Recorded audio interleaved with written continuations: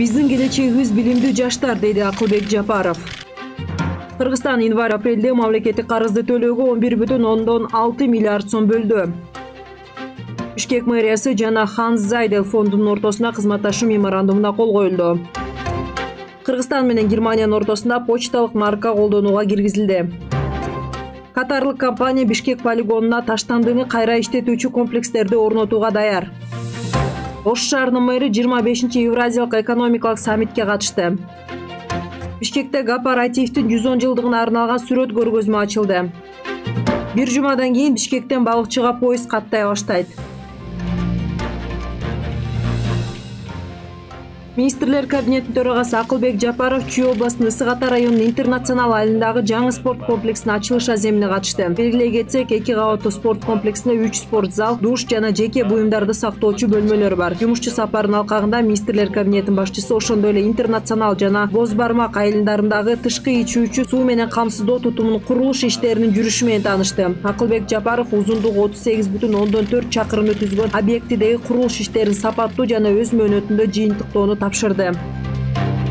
31 мартка карата Кыргызстандын мамлекеттик карызы 5 миллиард 157,38 миллион долларды түздү. Маалыматка ылайык 2022 жылы январь-апрелде Кыргызстан мам карыздарды төлөөгө 11 миллиард 643 миллион 284 миң сом жумшады. Ошентип анын ичинен 8 миллиард 587 миллион сому тышкы карыздарды төлөөгө, 3 миллиард 55 миллион 642,1 миң сом ички карызды төлөөгө багытталды. Бишкек шаарынын мэри Эмилбек Абдыкадыров Ханс Зайдел фондунун Борбор Азиядагы жетекчиси доктор Макс Георг Майер жана Кыргызстандын президентине караштуу Абдрахманов атындагы мамлекеттик башкаруу академиясынын жана Ханс Зайдел фондунун биргелешкен программаларын бүтүрүүчүлөр менен жолукту. Жолугуштун жүрүшүнө кызматташуу боюнча меморандумга кол коюлду. Меморандумдун алкагында алар жыл сайын кызматташуу программасын иштеп чыгып макулдашат. Макулдашууга ылайык мамлекеттик жана муниципалдык кызматкерлердин квалификациясын жогорулатуу чөйрөсүндөгү мамлекеттик саясатты ишке ашырууга адистерди тартуу боюнча биргелешкен сунуштарды иштеп чыгып, семинар, тегерек стол, тренингтерди өткөрүүгө түздөн-түз көмөк көрсөтүшөт.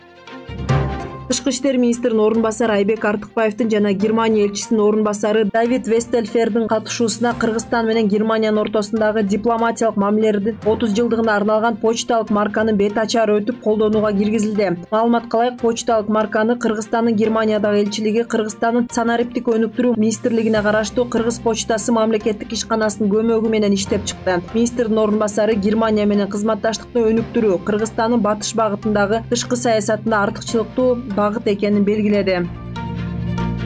Бишкек мэри Эмилбек Абдыкадыров тиричилик калдыктарын утилдештирүү менен алектенген катарлык Порт Трейдинг компаниясынын өкүлү менен жолукту. Муниципалитеттен билдиришкендей, жыйындын жүрүшүндө компания өкүлү Бишкектин Таштанды полигонунда таштанды калдыктарын утилдештирүү боюнча долбоор менен тааныштырды. Долбоордун алкагында компания таштандыларды кайра иштетүүчү 30 кичи комплекстерди полигондун аймагына орнотууга даяр экендиги белгилүү болду. Келечекте таштандыларды кайра иштетүүдө электр энергиясы жер семирткич алынат.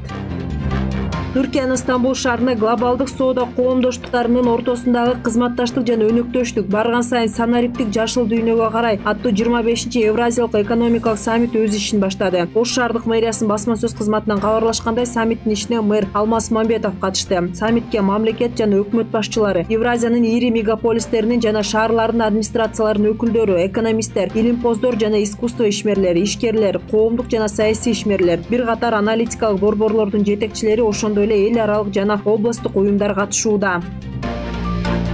Кооператив атына Кыргыз улуттук көркөм сүрөт музейинде кыргыз эл сүрөтчүсү кооперативдин 110 жылдыгына арналган мугалимдердин жана окуучулардын кооперативдин жолу менен аталышындагы сүрөт көргөзмөсүнүн ачылыш аземи өттү. Иш-чарага маданият министринин орун басары Чыңгыз Эсенгулуулу, Кыргыз улуттук көркөм сүрөт музейинин директорунун орун басары Алмакан Найзабекова жана Ош шаардык кооператив атындагы Атайын орто көркөм сүрөт мектебинин мугалимдери жана окуучулары катышты. Бир жумадан кийин Бишкектен балыкчыга поезд каттай баштайт. Маалыматка ылайык, үстүбүздө жылдын 17-июнунан 17-июлуна чейин жума, ишемби, жекшемби күндөрү, ал эми 18-июлдан 31-августка чейин күн сайын Бишкек 2 балыкчы багытындагы өлкө ичиндеги жүргүнчү поезду каттай баштайт.